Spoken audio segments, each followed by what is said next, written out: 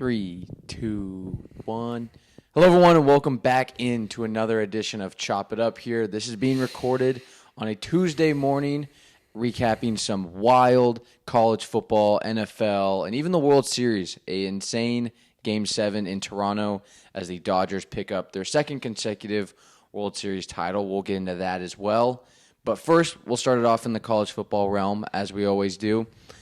Little note here before we get into these games. It is very tough for us to watch these games live because of the fact that we are victims of the YouTube TV ESPN dispute. So basically all the games that we're going to be talking about, we had to go back and watch highlights, watch film, dive into the stat sheets. It's been rough, and it sucks not being able to watch any of the SEC games. So if you work for ESPN or YouTube TV and you're listening to this somehow, figure it out because it's really starting to piss me off. But with that being said, let's get into it. Florida and Georgia. Didn't realize this is a neutral site game. I think that's kind of strange. Yeah. But Georgia, man, I mean, we've talked about them before. We've seen them in this situation a ton. They have 9 lives every time you play them. You have to be able to kill this Georgia team. They're going to continue to scratch and claw and fight. And they were losing for a majority of this game. Florida was in control. DJ Lagway, I thought, was really impressive, and he showcased a lot of his talent. And then this Florida defense has continued to be really, really good. And I think, you look at Florida, you say, okay, they're 3-5. Like, what's the issue? But Florida's not a team that people are just excited to go play, especially if you have to go down there to Gainesville in the swamp and go take on their team because they're playing with house money. They have a ton of talent. Anytime you play Florida, they're going to have just as much raw talent as anyone else that they're playing. And so right now they don't have anything to lose, and they're a super talented team, and I think that kind of proves why they've been in a lot of close games with very, very good teams. Yeah, but on the other side of that, I just don't think this was a very impressive win for Georgia, right? Right. It is a testimony to their grittiness, but if you're gritty every week, eventually you want to start seeing them blow out teams that they should blow out. Because I'm just looking at, the stats right here. Although DJ Lagway was impressive, he didn't turn over the ball, right? He only throws for 166 yards. They give up only 115 yards rushing to Florida. And so with that level of offensive performance by the Gators, I just really feel like Georgia, this is one where they really are looking at themselves in the mirror, feeling like they should have won by, 10 to 14 to 17 points. Yeah, and they've had a couple games like that this year, whether they play down to the level of their competition. They also just have a gauntlet of a schedule. So when you're playing Ole Miss and Tennessee and Alabama, you're just going to be in close games. That's the way it's going to go.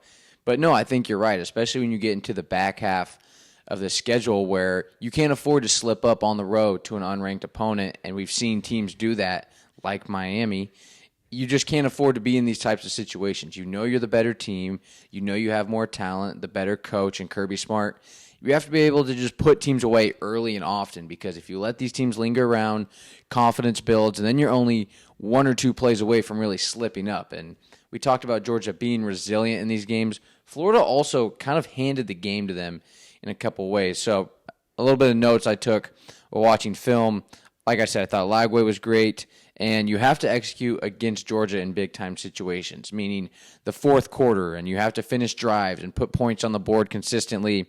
And Florida just kind of failed to do that when the lights were their brightest. They went for it on fourth down twice in the fourth quarter, one time inside the Georgia 20, where they could have kicked a field goal to go up 6, decided to try to go for it, put the ball in the end zone, make it a 2-possession game with under 10 minutes to go. They failed to do that there. Then once again, late in the fourth quarter, they also turned it over on downs. But outside of that, an offsides call on 3rd and 5. Georgia's looking to run out the clock. Florida has a chance to force them to a field goal, keep it a 6-point game, a 7-point game, and get their offense back on the field with a chance to go down and tie the game up. Florida had been moving the ball. Lagway had been solid. And they jump off sides on a hard count. And those are just the kind of mistakes you can't have against Georgia because they're the more disciplined team. They're the better team. And so if you have them on the ropes and then you start giving them extra possessions and you're failing to convert and put points on the board, it's just never going to go well for you. Yeah, I agree. I mean, I think, when you're in a position like Florida, playing a tough schedule in the SEC and you're not necessarily performing to the standard that you were expecting at the beginning of the season, you can't give any teams extra opportunities, and I think Florida did that this weekend. We're going to get into the SEC a little bit more throughout the show, but right now you have Georgia at the top of the rankings, Bama's up there, Texas A&M, Ole Miss. If you had to kind of put a prediction down now in terms of what the SEC championship game will be in Atlanta here in a couple weeks, do you have any takes? Do you think Texas A&M and Bama win out? Do you think Georgia finds a way? Maybe Ole Miss sneaks in there as well. Like, what do you think about that? Honestly, I'd have to look closer at everybody's schedule, but if I take a quick peek, I think Alabama does win out. Oklahoma, although they did pick up a win against Tennessee, I feel like there's just sort of they're a tier below the Alabamas and the Georgias and the Texas A&Ms of the league, in my opinion, especially with Yamamoto not playing his greatest lately, at least not to the, sort of to the level of all that hype at the beginning of the season when we were talking about him as the Heisman. Yeah. So I think Alabama probably does win out, and then I haven't looked at A&M's schedule either, but they're going to be tough to beat. But it'll be a wild, finish. But I do think one of those three teams, or those three teams, will probably make up the championship: Alabama, Georgia, Texas A&M.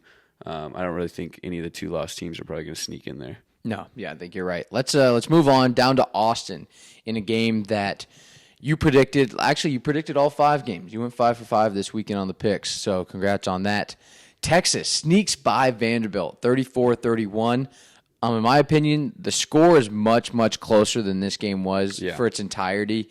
Texas was in control. They scored a touchdown on their first offensive play, and they were really, they had control of this game from start to finish. And I know Vandy made a push at the end, and they actually had a really, really good chance to gain an onside kick that would have given them a chance to go down and kick a field goal, send the game to overtime. Obviously, that didn't happen, but that's a testament to this Vanderbilt team. They play extremely tough.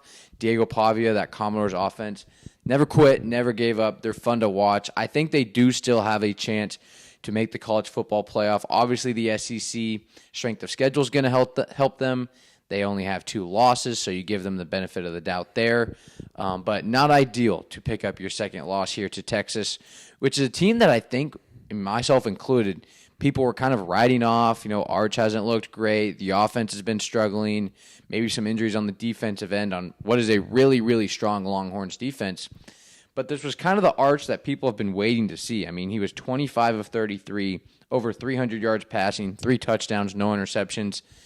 I think, you look at Texas' schedule, they still have some tough games coming up.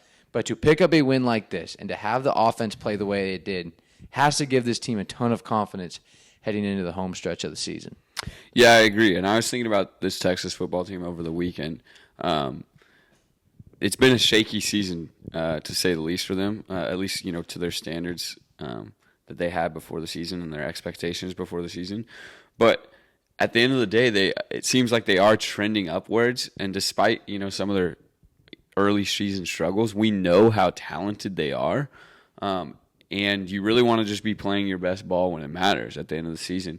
And if Texas is able to do that, knowing how talented they are, I don't want to get it, ahead of myself, but I now view them as a team that could actually make some noise in the college football playoff, maybe upset some teams.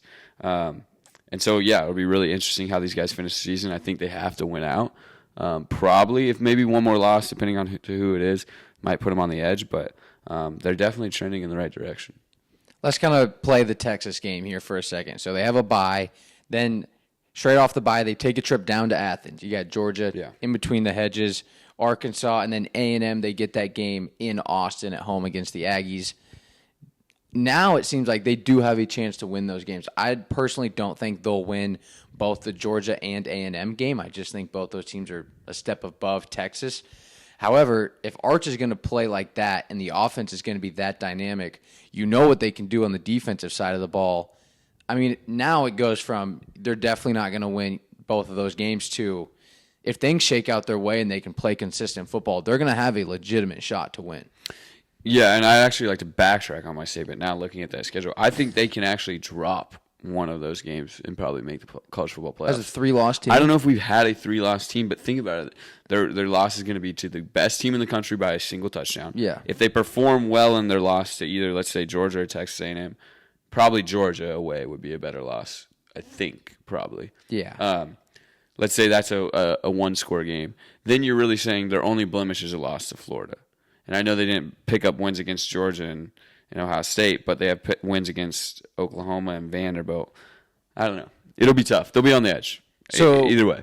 Yeah, it will be tough, and it'd be really interesting to see like what does a 3-loss team look like, because there's a realistic chance in the next couple years or so you're going to have a team that's finished the year 9-3, and they have losses to, let's say, the number 1, number 3, and number 5 team in the country, and they could still have some quality wins with that. It will be interesting because I think you're going to have some teams in the Big Ten that are going to finish the year 10-2. You're going to have some SEC teams that are going to be 9-3, and that's always an interesting back and forth between the committee as well. Well, yeah, and I don't want to stir up any controversy here, but this is just like from my perspective, right? Let's say Texas is a 3-loss team, and then you have Virginia at 1 loss. Right. Like, obviously Virginia should get in the playoffs over Texas. However, come on. I think Texas is definitely the more talented team comparatively. And so that'll be an interesting choice. I don't think, have we ever had a 3-loss playoff team? I do not believe so. We haven't. So this will be interesting. Texas is in a funny spot. Yeah, no, it is. They have to perform well either way. For sure. Over the next few games. Let's touch on Vandy for a second, and then we'll move on. Their 3 remaining games consist of Auburn, who just fired their coach, Kentucky, they get both those games at home, and then they take a trip to Knoxville to play Tennessee, who we just saw lose at home. So, that's going to be a competitive game. It's going to be fun to see this Tennessee State rivalry really heat up. We haven't really seen that before as college football fans. I think Vanderbilt's going to win out. I think they're going to get in at 10-2. They won't play in the SEC championship game. I was really high on Tennessee before this weekend, and now after that performance against Oklahoma, I'm not. I think Vandy will go in there and beat them, especially if it means a trip to the playoffs is on the line. So I think Vandy's going to be okay, whereas Texas, I still have some question marks. Would you agree with that, or do you have some differing opinions? Yeah, I think so. I mean, we talked about it last year. Every 2-loss team from the Power 5 or Power 4 conferences made the playoffs. Yeah, and I'd like to retract on that. When I said that, it's actually every 2-loss team from the Big Ten or SEC. Okay. Got it. Then that makes more sense. But either way, so 2-loss team in the SEC or Big Ten, it's going to be tough to pit them out. However, just looking at the rankings currently, depending on how things shake out, it will be interesting. If they are if they do win out and are a 2-loss team, because they have some good wins, but nothing that they don't have any top 5 wins to boast or anything like that. Right. And I have a feeling there's going to be a lot of 2-loss teams. So it'll be really interesting how they fare. Let's go down to Rocky Top, where it was Halloween weekend in Tennessee. They did the blackout stadium with the black uniforms. One of the coolest environments in college football, by the way. Knoxville, Tennessee at night on Halloween. Really fun stuff. Hunter, if I was to blindfold you and I was going to tell you that Oklahoma was going to have 2 turnovers and John Mateer was going to throw for 159 yards with no touchdowns against Tennessee on the road, how do you think that game goes? I don't think that's a win for Oklahoma, to say the least. Right? Yeah, and somehow, some way, Tennessee managed to play worse offensively. I believe they had 3 turnovers. Joey Aguilar had 2 interceptions, and Tennessee had a fumble as well. So a fun game, extremely back and forth, but also a little bit sloppy. And if you're Tennessee going up against this Oklahoma defense, and like you said earlier in the week, defense travels, you can't afford to spot Oklahoma extra possessions because as sluggish as they were offensively, they still have John Mateer at quarterback. They still have playmakers at the wide receiver position. And as we saw, when you give a team 3 extra possessions, they're going to put points on the board. And Oklahoma did so. Their defense was solid. They forced turnovers. They made life hard for Joey Aguilar. I know he threw for 3 touchdowns still, but those 2 interceptions really speak volume to the kind of plays that this Oklahoma defense can make. And Oklahoma was once again another team that people were like, they have 2 losses. They just lost to Ole Miss. They lost the Red River rivalry. Backs are kind of against the wall. I think their backs are still against the wall looking at their schedule. But they played Ole Miss extremely tough. I think Ole Miss is almost a shoe-in playoff team at this point. And now they go on the road in a game not very many people thought they were going to win. And they knock out Tennessee out of the playoff picture. And all of a sudden you're looking at Oklahoma saying, okay, like tough end of season schedule, but if they continue to play the way they do, if their offense can elevate and take care of the football, they're going to be competitive in their next couple of games. Yeah, I agree. It's just going to be tough closing the season for them. Yeah. But what I think this game really is, it's indicative of what it takes to win in the SEC right now.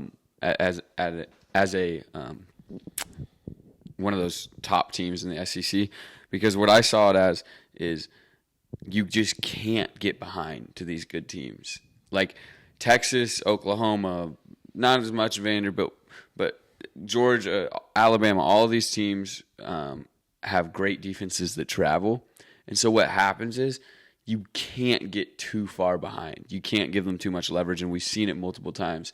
Ole Miss and Georgia was a little bit of a shootout, right? But we're looking at Alabama and Vanderbilt, right? Vanderbilt just gives Alabama just a little bit too much. They're right there, but they give a little bit too much. This weekend for Texas and Vanderbilt, well, I guess Texas actually was up by quite a bit. But either way, you just in this tough SEC, you have to keep it close. And if you spot teams' extra possessions, it's going to be really tough to win if you're one of these top teams. Yeah, and one of the biggest things that I've noticed when I watch these SEC games specifically, it happens in the Big Ten because of the brand of football most of those teams play. But in the SEC, and especially games like this, it's like you can almost pinpoint exactly what possessions or what plays cost the team. For example, this Tennessee-Oklahoma game, back and forth, both teams had the lead early on. Even going into the third quarter, we saw a couple lead changes. But just strictly looking at the fourth quarter, OU's going in 26-17. Later on in that fourth, John Mateer throws an interception that gives Tennessee an opportunity to go score a touchdown, make it a two-score game.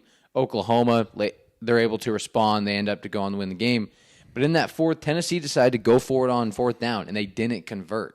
And if they were to just kick a field goal there, or if they were to convert on that fourth down and go score a touchdown, or at least just put points on the board, this game looks a lot different just based on how that one possession goes. And so I think you see a lot of this in the SEC. And like you said, when you have all these teams, like right now I'd say there's probably 4 or 5 teams in the SEC that if they played 4 different times, it's probably 2-2. Like the outcome is going to change every time these teams play. That's how even they are.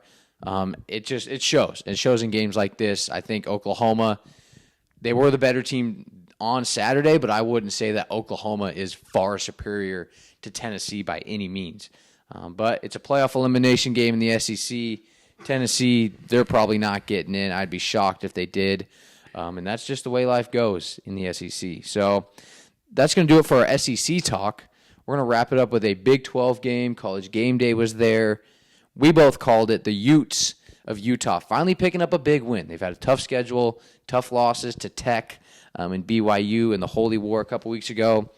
Came in here and punched Cincinnati in the mouth. Sorsby, the quarterback, he was 11 of 33 passing, so not a great night for him. Cincinnati was able to run the ball somewhat effectively. I think they had over 200 yards rushing, but I mean, man, this Utah defense, stout, only giving up 14 points. And then their offense, which had been struggling in the weeks prior, they go up and hang out 45 on these guys. I had questions about Cincinnati coming in. I thought they had a extremely, extremely weak strength of schedule. They had no wins that really stuck out to me. So for them to go to Rice-Eccles and get smacked, I wasn't really surprised. What I am surprised about is just how well Utah played. Yeah, I have to say I'm not surprised about that, to be honest. Obviously, Cincinnati came in as a ranked team, but like we were saying, it just didn't feel like – it felt like they were a little bit of a weaker opponent despite their ranking. But if you look at Utah's schedule, they have handled business in every single game outside of those that Tech loss and that loss to BYU. And really, the Texas Tech loss was a pretty bad loss by 24 points. But then BYU obviously was only by a field goal. Mm-hmm. It's sort of unfortunate to me that this team is a 2-loss team because although they haven't played, ranked opponents outside of those teams, obviously Arizona State was 21 at the time, but they're, unranked now. They have dominated teams. And so to me, it's almost like sad that they are a 2-loss team because I think they might actually be significantly better than their ranking. They aren't going to kill you through the air, but they can run the ball very well. And then Coach Witt always has a good defense, and he's always very good in big moments. They're disciplined. They do what they need to do to win. And so it's really unfortunate to me to see that this team is 2 losses because now it's going to be sort of a long shot for them to get in the playoffs. I sort of doubt that they do. But they really looked pretty impressive. No, I think you're right. I think Utah, if they can find a way into the Big 12 championship, I think that's a team that you have to watch out for. They would play anyone toe-to-toe, especially if they're healthy. And it's really interesting here. When you look up the Big 12 and you go into the standings, it's this weird, like, 5-headed monster between BYU and Texas Tech, who we're going to see square off in Lubbock this week. You got Cincinnati, who's coming off that loss, still ranked at 25 somehow. Man, the AP poll is a joke. Houston unranked, and then Utah sitting at 7-2, obviously ranked number 17th in the country. There's a good chance that, if BYU loses this weekend, that drops them to 1 loss. And now all of a sudden you have all these 2-loss teams right on the back of Texas Tech and BYU. So if one of them were to slip up, you could see Utah get in, or Cincinnati, or Houston. So the Big 12 is wide open. It's the wild, wild west out there. What's going to be interesting to see is if you get 2 or 3 teams that finish 10-2 out of the Big 12 without a conference championship, and then you get a USC, a Michigan, I'm trying to think of other 2-loss teams in the Big 10, Iowa and Washington. Like, if you have a couple of those teams facing off against a Houston or a Utah or someone of that caliber out of the Big 12, I'm curious to see what the committee does there, because you would think with the Big 10, it's supposed to be the superior conference. You would assume they get the nod, but not necessarily if it's coming down to an Iowa and Utah has better wins. It could be pretty interesting to see how that goes. Yeah, I do get what you're saying. I sort of doubt that it's actually going to come down to those teams. It is just so stacked with the top-heavy SEC and Big Ten teams. Mm-hmm. It really is filling out a lot of those spots. I have a feeling there's just not going to be a lot of spots up for grabs. Obviously, the conference championship games might change that. However, I just have a feeling like a 2-loss team in the Big 12, it's going to be tough. Yeah, no, I agree. I want to get your thoughts on the conference championships because I've said it before on this show. I don't think it's a bad idea to just get rid of them. Play it like any other, like basketball or the NFL, where you play your regular season and then you're done. You play your 12 games. You figure out who's the best from there, because it's strange. Because let's say you're a 2-loss team in the Big 12. Say you're Utah. You're 10-2. You go to the Big 12 championship. You get a rematch against BYU. And you lose by 3. So now you have 3 losses. 2 of them are to the same team. But you also, one of the losses came in a game that no one else in the conference got to play in except for one team, because you were better than everyone else in the conference. So I guess what I'm trying to say is, how much does losing a conference championship game actually hurt a team? And if so, why are we punishing teams for making a conference championship that no one else was able to get to? Yeah. I do understand what you're saying there. However, I also feel like conference championship games, it's postseason football. You're supposed to win in the postseason. Sometimes your season ends when you don't. And it also gives teams opportunities. Like I could very easily see Utah not being in a position to make the college football playoffs, and because they win their conference championship game, they are then in the playoffs. So I think it goes both ways, and we see it in March Madness too, right? I know you're talking about basketball and football at the pro level, but it's just a little bit different in college. We see it in March Madness too. Conference champions make the tournament. So I think I'm not against it, to be honest. I think although it maybe does hurt some teams occasionally, I think as long as we sort of consider that teams are playing extra games and they earn their right to play an extra game, and we treat those how they should be treated, I think they're a valuable addition, just in the sense that it gives teams a chance to make the playoffs that probably deserve a chance to make the playoffs. Yeah, in my opinion. That's going to wrap it up for our college football game recap. Our middle segment today is going to talk about the college football playoff rankings that come out to Tuesday night for those watching on when this video comes out. Hunter, do you think there's going to be any real changes that we see between the AP poll and the college football playoff rankings tonight? More specifically, in the top 15 right now, you got 3, 4 one-loss teams in front of undefeated BYU. You have 6-2 Notre Dame sitting at number 10 in the nation. Oklahoma jumped up to 11. Texas at 7-2 sits right behind Virginia. Georgia Tech obviously drops really from about 9 to, I would say, 17 is just nuts. There's a bunch of random teams in there, a bunch of pretty good teams. I don't think they're on that A tier of championship contender, but I think they're playoff contenders. Do you think the committee comes in here and cleans up this mess that is the AP poll? Do you think they kind of keep the same for their inaugural week? Do you think any major changes happen tonight? Yeah, I think there actually will be. It seems like every year when the CFB rankings come out, there is some changes, and I feel like that committee's a lot more based on like your specific big wins and your specific big losses. Like it feels like they take them into account maybe more heavily. And so like I'm looking at like a team like Virginia who has a loss at NC State. They beat Florida State, who's now unranked, by a single score. They beat Louisville by 3 points. Washington State, who is just lost to the Oregon State Beavers, by 2 points. That's got to be the worst loss in football. North Carolina, who I don't think anybody's impressed with, by 1 point. And so my point is, like, I think the committee they have a little bit more freedom to weigh those wins and losses more heavily. And so then, like, for example, in the AP poll right now, Texas is 1 spot behind Virginia. Texas's losses, obviously, they have a loss to Florida and then a loss to Ohio State. I would say that like a loss to Florida is almost like better than a 1 point win over North Carolina. You know what I mean? Like, not actually, like, obviously a win is better than a loss, but I just feel like Virginia, the ACC teams are going to drop. I imagine Miami drops. Honestly, maybe even, well, Georgia Tech probably was sit at 16. They have a good run game. Louisville's been pretty impressive. But yeah, so I think it will get mixed up pretty, what's the word I'm looking for? It'll get pretty mixed up.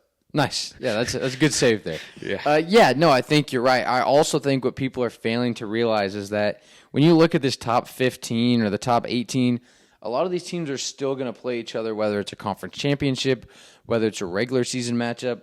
Like right now, the Big 12 is a mess. BYU and Texas Tech are in the top 10. You got Utah in there. We talked about Cincinnati already.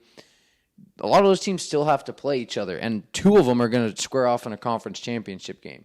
Same thing in the SEC. A lot of those teams in the top 10, the top 20, they still have to play one another. So a lot of this mess that we see right now and we'll see throughout the next couple weeks, it's going to start to clean itself up naturally.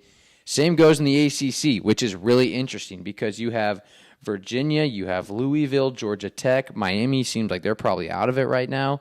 And so it's going to be this kind of wide open race in a conference that has clearly shown that it's probably not the same caliber as the SEC or the Big Ten, but it still has some teams that if the ball bounces their way can find their way into the 8 spot or the 9 spot in the college football playoff.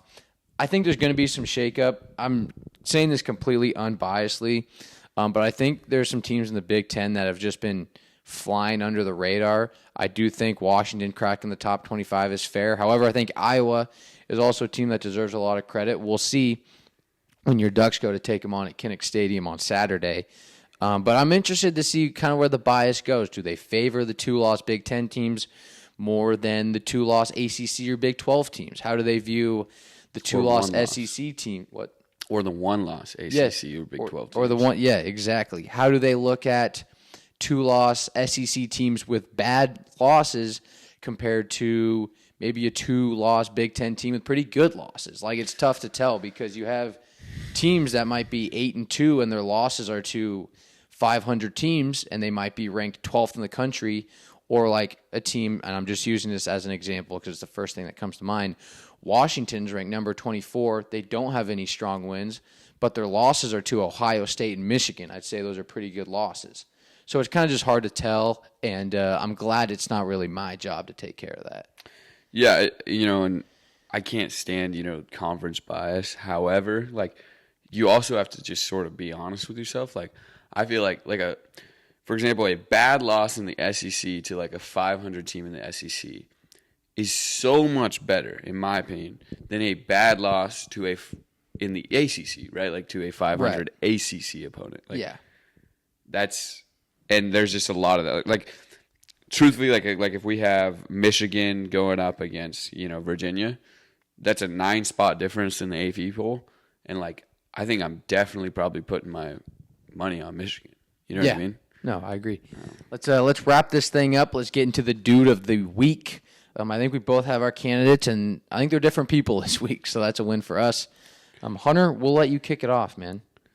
All right. My dude of the week is the World Series MVP, Yoshinobu Yamamoto, I believe is how you say that.